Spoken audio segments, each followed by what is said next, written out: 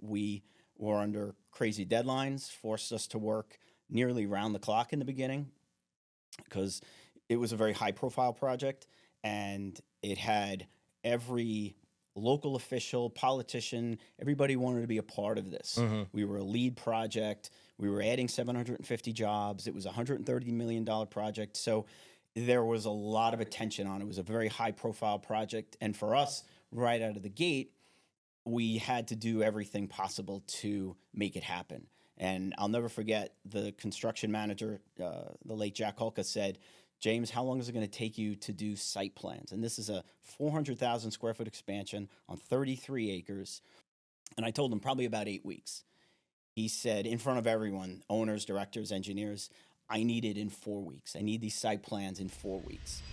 All right, so we are here inside the Creator Studio with Tyler and James from JM2 Architecture. Welcome to the podcast, guys. Thanks for having us. Yeah, so let's start with the JM2 origin story. What kind of started the firm overall, and how did it come to be? Well, we founded the firm in 2012. It was something that John and I had talked about for a long time, and we had worked together back in the 90s and stayed close. And it was kind of the right time. We had come past the housing crisis in 2008, 9, 10. Things started to kind of get back on track. And we had a conversation about, do we actually want to do this? And it just felt like the right time. So in March of 2012, we started JM2 Architecture. And there were probably about 8 clients that we had. And we got our big break in April or May when Amneal Pharmaceuticals was doing a large 400,000 square foot addition to their existing facility in Brookhaven. And John and I were just operating out of a bedroom with one computer, one printer, a little gray buffet table from Home Depot as our conference room table. And this project came along, and we were under crazy deadlines, forced us to work nearly round the clock in the beginning because it was a very high profile project and it had every local official, politician, everybody wanted to be a part of this.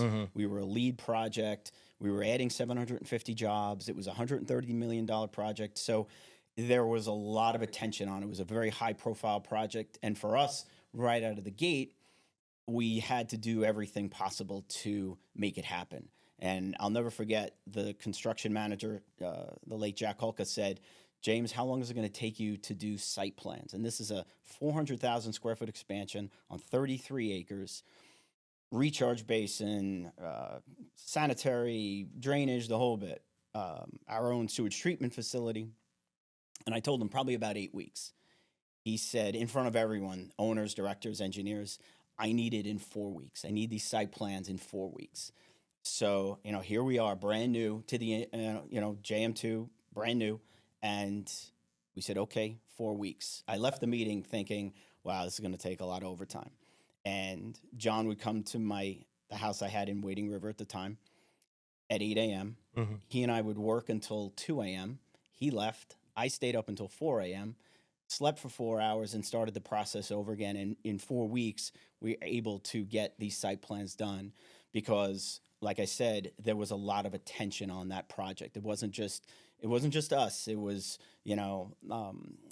county officials, state officials, the governor, county executive. Everybody had an interest in this. Yeah. And for what it would do for Long Island, pharmaceutical is a big industry here in Suffolk County and in Nassau as well. But particularly this particular company, which is an amazing story in and amongst itself, was making this very large investment. So, that kind of put us on the map, really. And it wasn't before long. And then, of course, throw in Superstorm Sandy that hit later that year in October. And our partner, John, his home in Oakdale got completely flooded. So not only were we dealing with the project, and we had taken on other projects by then, now we had this large business interruption. So how do we handle that? Right. And, we made it work through perseverance and vision. And by then we knew we needed a staff. we needed an office, and we started to look around and found, our home in Farmingville where we are now. Mhm. And we've been there for, 13 plus years, and started with one employee and 800 square feet. Now we're roughly 15 and about employees and 2,500 square feet, and continuing to grow. So, it's a testament to a lot of things. Number one, like I said, perseverance. Number two, having a staff led by someone like Tyler that we can count on day in and day out. And that makes all the difference. Yeah. You create a culture which starts with leadership at the top. And, the culture is like an energy in the office. You can't, they have to believe it. They have to see it, feel it, and believe it. And you can't teach it. You can't profess it. It's all based on how you act, how you treat clients, how you deal with issues as they arise. Right. All of those things create that harmony in the office. And like I said, when we started in 2012, moved into our office in 2013, Tyler joined our team in 2014. And he's just been a part of that growth, which has just been extraordinary. That's awesome. That's like a real trial by fire, and like really coming through it and coming out on the other side. And then you really see like what you're made of as a person, as a business owner. Sure. And I know with a lot of architecture jobs, like in particular, the jobs that you're working on, they take years. So it's not just like something where you're doing it, you hand off the plans, and then you're like, all right, I'll check you when it's done. It's like always just a constant checking back in and looking it over and making sure and triple checking, quadruple checking, and making sure that every quarter inch of concrete is poured to the right spec. Like I've worked with iron workers, and he's gone on a few different jobs, and he's like, oh, the concrete guy was like a quarter of an inch too high in this spot. So like, now we have to adjust our iron in order to make up for that quarter inch. And I'm like, it's just crazy that quarter of an inch make all of the difference on any job in particular. Yeah, well, there's so many variables to even get to that point where you're pouring concrete and you're concerned about a quarter of an inch here or there. Right. I mean, the project, does the zoning support the use that the client has? Is the property large enough? Is it in a residential area? I mean, we could talk about some of the projects we have where community involvement is paramount. Time frame, different agencies, whether it's a county agency, a municipality like a village, or a township, state agency. So there's so many variables that go into any one project that, truthfully, you're thrilled when you get to the point where you're pouring concrete and the contractor calls you and he's like, hey, I have an issue here with a quarter of an inch of concrete. So that is something that as projects go, stop, start, things like that, you get to that point where you're under construction, and now you go. Yeah, that a lot of what you guys do is the back end work, the leg work to get to that point. So, Tyler, when you joined the firm in 2014, what was kind of your position? What did you start as? Well, my journey was very different. In fact, I'm not from Long Island, and I feel like a lot of people who know me know that about myself. I moved down here in 2014 really because I met James and I met John spring break of my senior year in college. And, growing up upstate, Long Island was the last place I ever thought that I'd land. And came down here, and I just saw it was the perfect fit. For me, I wanted to be in a firm where we had experience with both residential and commercial projects. And the idea of just being able to take on a project from start to finish wasn't anything I thought I'd ever really see as someone coming right out of college. So really, my position was really drafter, but learned right away that it wasn't just drafting, it was project management. And very quickly learned how to manage the project in all facets of that word. It's talking to clients, it's being on site, it's joining meetings with contractors, it's even managing budgets and all those back end office things that, I never expected to see so quickly. But all those experiences is what led me to where I am today. I got my license in architecture 3 years ago, and it's just been an incredible journey being on Long Island. So, what is kind of like the key difference between a drafter and an architect?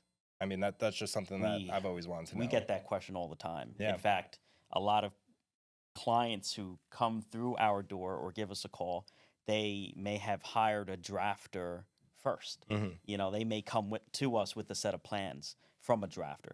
Say the main difference is that drafters aren't licensed. Okay. So they don't have the ability to not only stamp and sign and submit their plans, but to really have meaningful conversations with all the municipalities that we have to get approvals from. Right. You know, as a licensed architect, we're able to kind of have those credentials to walk into the building department and meet with those top officials to discuss the project and to make sure it gets done efficiently.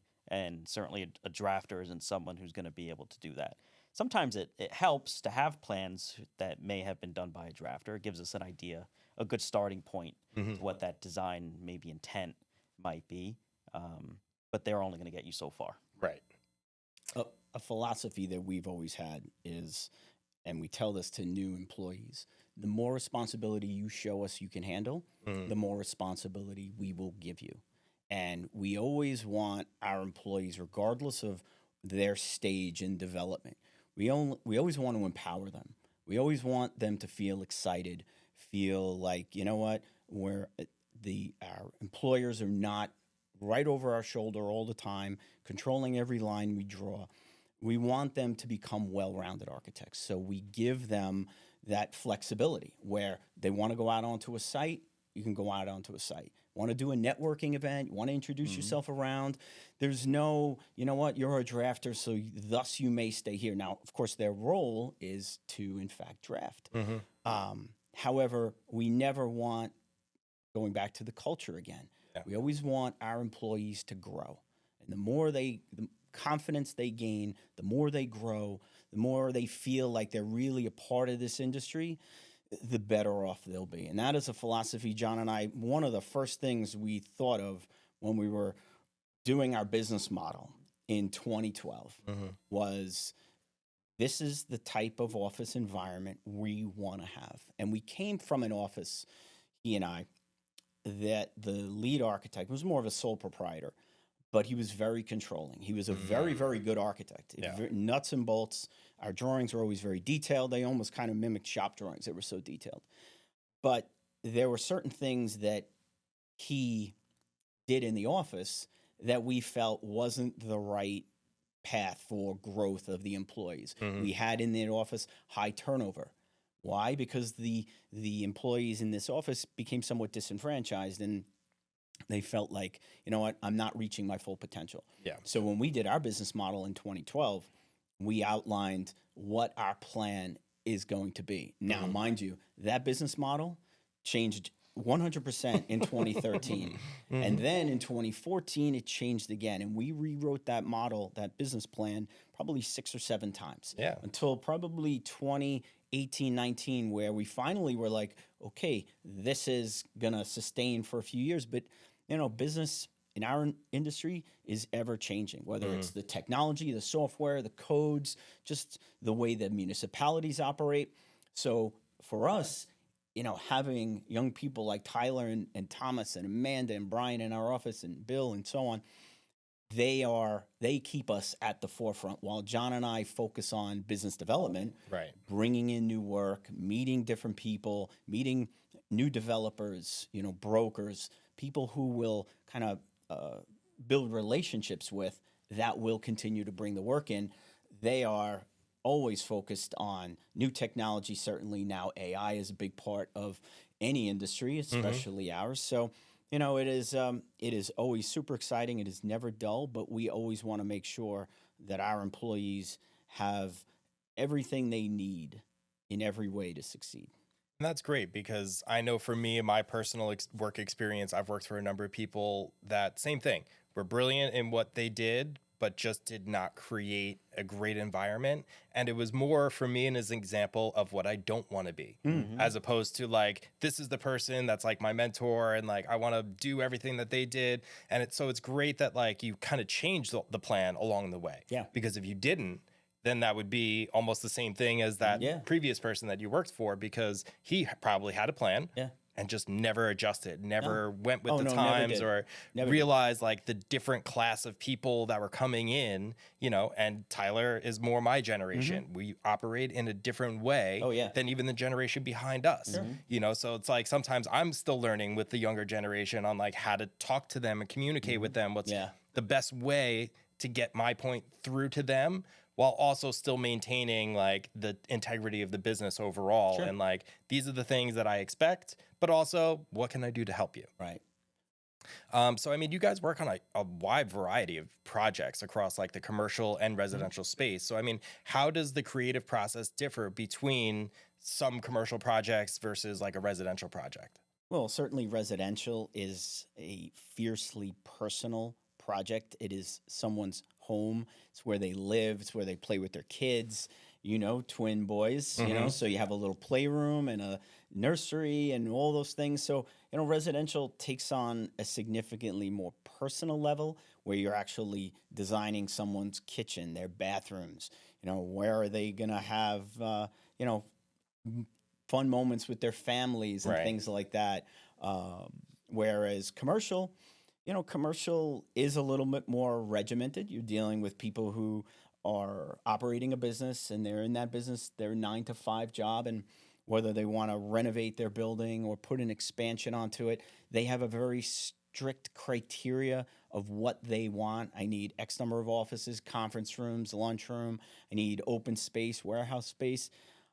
It's a little more fluid with a residential client where they may say, I want to put an extension off the back of the house and I want to expand the family room. And then they start to look at it and they're like, well, you know what? Maybe we'll move the kitchen over to here and we'll expand the family room a little bit more. And then they start to look at the budget, which is obviously most of the time significantly less than that of a commercial project. So you want to have an honest conversation with a client, and that's the key with any type of, you know, architect client relationship is honesty, transparency.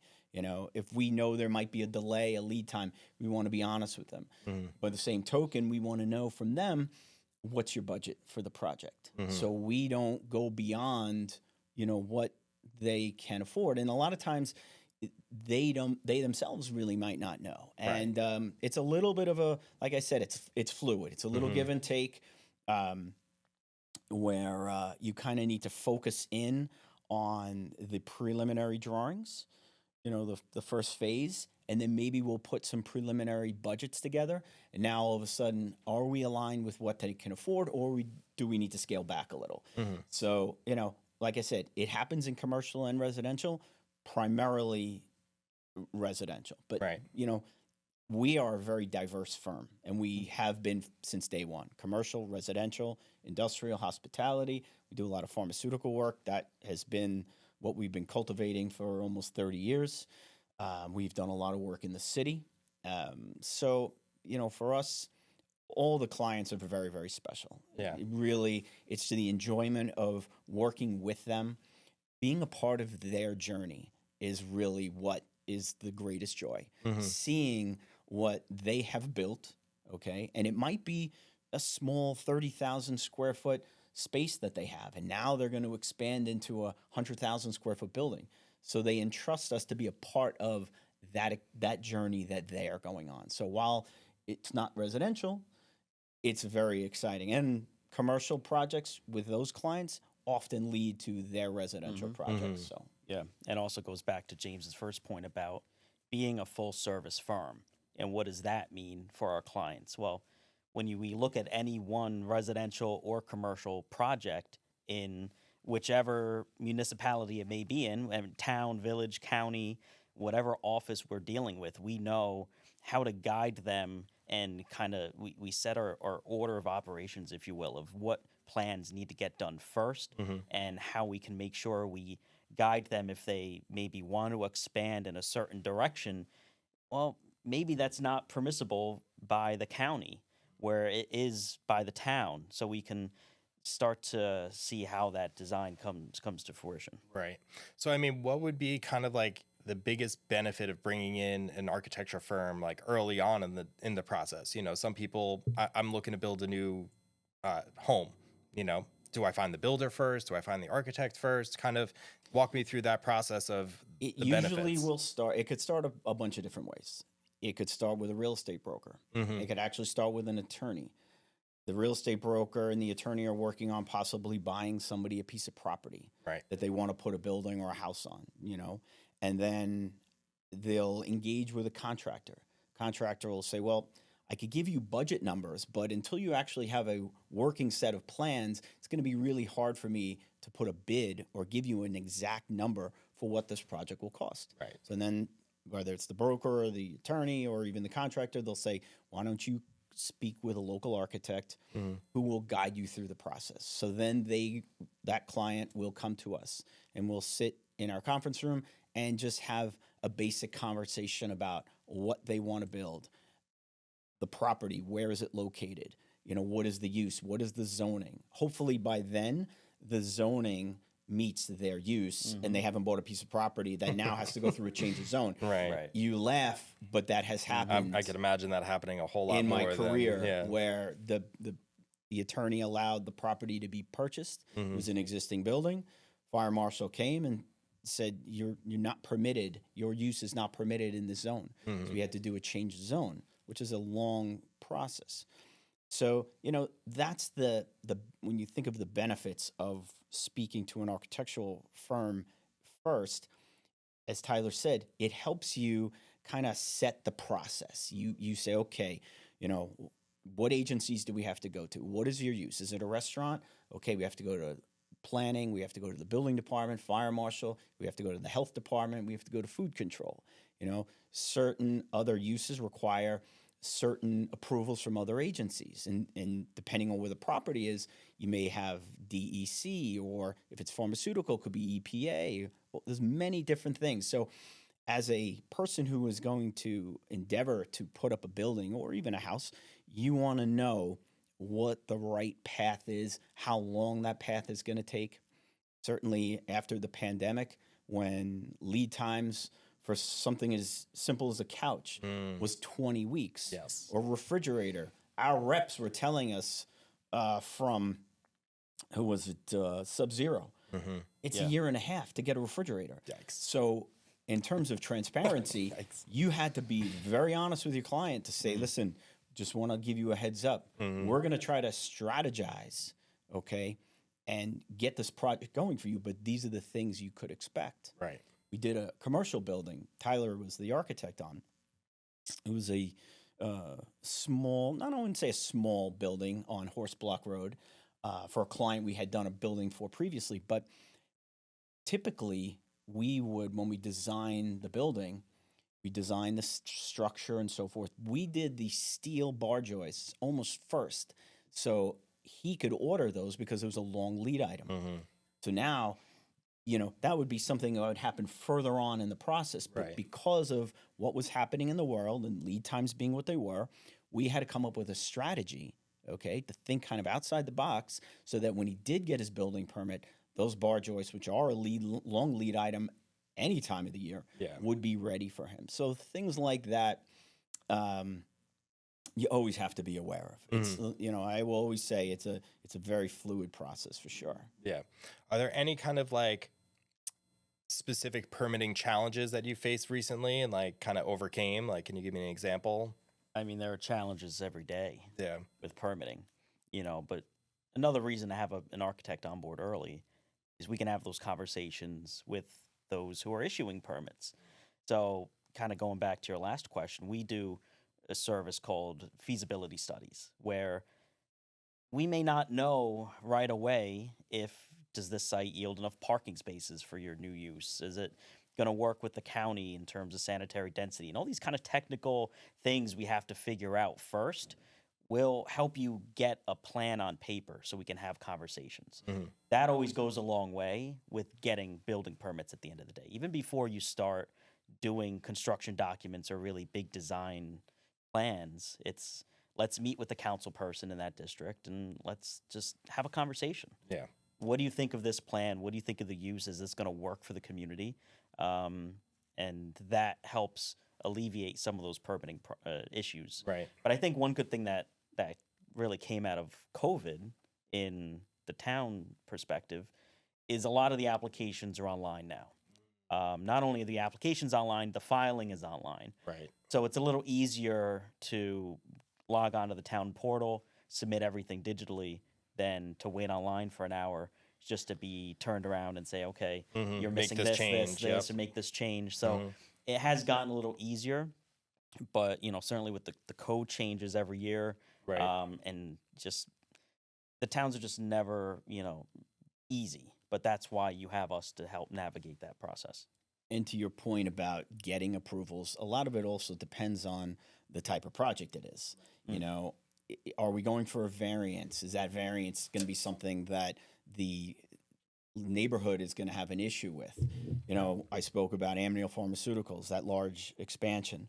Well, when we had our public hearing for site plan approval, if they went out to the audience, nobody really said much about that because it's kind of in an industrial area, commercial area. Yeah. It's contiguous with other uses in the neighborhood. But recently, we had obtained zoning approval for a hotel we're doing in the village of Patchogue, and another very high-profile project that the community initially was very much against. They were opposed to it. Too much traffic, congestion. Even though the village really wants a hotel, it's something that is certainly needed. Yeah. There were many, many concerns brought forth by the community. And we had planning board hearings. We had hearings with the trustees. Initially, our application was denied. And we had to kind of go back to the drawing board, redesign, come up with a better plan, a smaller scope. Ultimately, the community started to warm to the idea. It's a Hilton flag hotel. It's a Hilton Tempo. Tempo goes, their clientele are young professionals. We brought in a management company that answered a lot of the questions and concerns that the community did bring forward. So a lot of that getting approval does have a lot to do with the use, where it is the community going to be behind it? And of course, the fact that it's a hotel. If it was another apartment complex, it really wouldn't have been such a big deal. There was one right across the street from us. Yeah. Our project is where the old bowling alley is on Division and West. Right. So anytime you're the first of anything, Yeah. it's going to have the most scrutiny. The initial feedback Yeah. is just like, oh no, we don't want that. And then all of a sudden, like, they Yeah. kind of warm up to it, especially in Patchogue, like such a bright and vibrant area. Exactly. Like looking at it now versus what it was 25 years ago, like night and day difference, Yeah. you know? They And are the model village. for sure. Surplus in income, restaurants, bars, theater, the brewery, and of course housing. Housing is very, very important. And the fact that they have the train right there, the ferry, our hotel is kind of sandwiched between the two. Right. So a lot of discussion, a lot of collaboration, a lot of patience and understanding, letting people voice their concerns and not just simply say, oh, the community, they're complaining, we're going to push it forward anyway. You can't take that approach. Right. You have to respect their opinion and as professionals, come up with a logical answer. Yeah. How do you solve that problem? I mean, this is everything we do. And when I say solve a problem, I don't mean it even in a negative way. These are problems that need to be solved with intelligent answers that make the project go forward. And to the point, we are at now, they approved our hotel. They actually created a hotel zone for us to be there. So, a lot of different projects have different levels of difficulty to get approval. That was one that was significant for sure. Yeah. So what's kind of one common misconception about bringing an architect on board that you kind of want to debunk? One misconception. I mean, I would think one misconception is just the time it takes to really get through the process. I most of the time if I'm speaking in networking groups or giving a presentation, a lot of what we do is educating. It's understanding what the process is. Goes back to being a full service firm and having experience across the board with all different agencies, we know how long things are going to take, and we know if there's some component of the project that may delay or stall the project, we know how to advise them in which way that they want to go. But I think that's just the time of how long things take. And it's time on our end. It's sometimes the time to secure a property. Sometimes it's the time to put together a good set, to work through designs and go through the changes, that natural process of getting to the right design for that particular client. Right. But then also the time it's going to take to get those approvals. And then also the time for construction, and to James's point about lead times with certain items. And so I think the time is just a general misconception or even just misunderstanding, and that's always changing. I mean, every year it's different. And a lot has to do with the firm itself, okay? Unfortunately, and we would never speak ill of anyone in our industry, but we have clients that have come to us saying, the last architect I was with, unresponsive, his quality wasn't great, and so for us, it's always every day quality assurance, quality control. Client calls, you call back. If you miss the call, okay, you call back as soon as possible. So that constant communication is really important, and I think professionals, and I don't want to just limit it to our industry, but professionals on a whole will sometimes get a reputation that they're only interested in their fees, or they're only interested in certain things and not the client. And that's something that you have to work hard to build a client's trust. Almost 98 to 100% of our business comes via referral. So, and that's not something that just poof and it's there. That's earned, and it's every day making sure, if there is an issue, that issue is addressed. If the client needs you for something, you're there, and just continuously building that relationship. I've said this from the beginning, back in the mid 90s, there was a pharmaceutical project that we did in Plainview, and small 30,000 square foot pharmaceutical, sweetest people, but the operation needed to be improved. You walked out of there, you're covered in powder from all the ibuprofen they were making. But that project really was the seed that was planted for this particular pharmaceutical company, that after they were purchased by Amneal Pharmaceuticals, a lot of their directors and engineers and VPs kind of stayed in Amneal. So that fast forward all the way to 2012, when we started JM2, that relationship that was built so long ago and cultivated all through those years led to them saying, okay, I know you guys just started this firm like 3 days ago. Can you handle our 400,000 square foot expansion? And I was just like, yes, absolutely. And, but that is something that every professional should strive for, is just that relationship they build with their client. It makes everything so much stronger. That's amazing. Do you have any kind of like dream projects that you've always wanted to work on, and you're just kind of waiting for somebody to be like, I want to do this? Like, are you want to do an amusement park? What's kind of a dream project for both of you guys? It's a really good question. I mean, for me, I think it was always more of like I don't want to say high rise or skyscraper, but something that was a little more iconic, right? I mean, you look at where we are in, New York City, and you see all these iconic buildings and skyscrapers, and kind of growing up and wanting to be an architect, you strive to be a star architect, one of those just you want to have something iconic that people see and they're like, wow, that's incredible. And not saying that the projects that we have completed, don't give you that same kind of feeling. I mean, meeting people and they say, well, what are some of the buildings you've designed? And you say, well, we did La Familia restaurant in Smithtown, and like, oh my gosh, we love it there. We love eating there.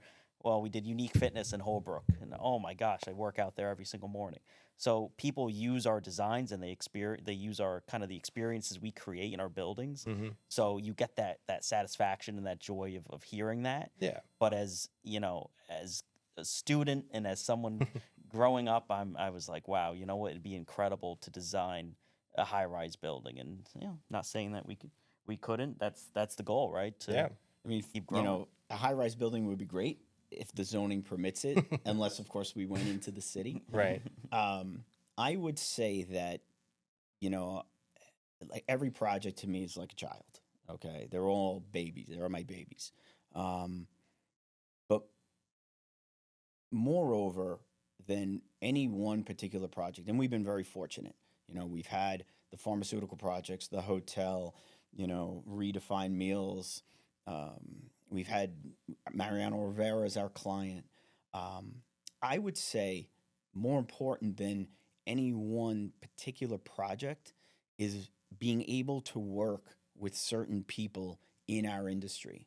You know, the developers that you know we've been fortunate enough to work with, the ones that we hope to work with, like a Tritech or a B2K. You know, that to me is more important than the one particular project because I love them all, but I love the relationship that you build working with these people. And, you know, I would rather develop these relationships with developers, brokers, and attorneys like that than one particular standout project because to me there's just so much, it's so fulfilling and so enriching when you have the opportunity to work with so many different people that will bring their own views and their own thoughts and their own collaborative effort and then we get to be a part of that.